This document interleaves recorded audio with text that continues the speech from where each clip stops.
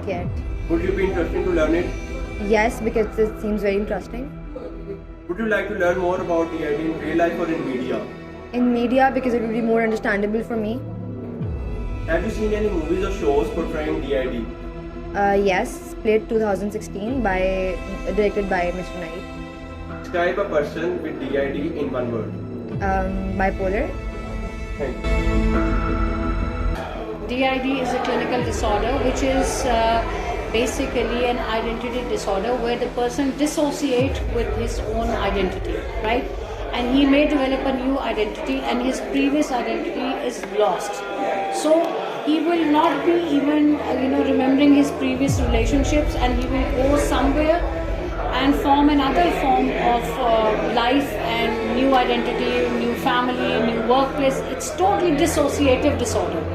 You dissociate, you disconnect with your memories. Now in this type, the memory is going to be his own identity. Yeah, it does because you don't know what kind of a new identity he takes in. Maybe in his previous identity, his original identity, he was a very sober kind of a person. Now if he dissociates himself from there and he forms another identity, it could be of that of a criminal, it could be somebody of maybe a womanizer, it could be a rapist, could be anything, it could be any kind of antisocial behavior he can adopt. So because that kind of dissociation, and it's not a planned thing that I want to be like this and this is not the way.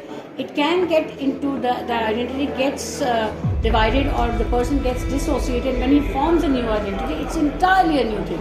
So we don't have any guarantee whether that dissociative new identity is going to be some saint, or it could be some priest, or it could be some kind of a thief also. Because it's not a planned, it's a clinical disorder. So it's not a planned activity that I'm going to be becoming like this. No. It happens, it happens.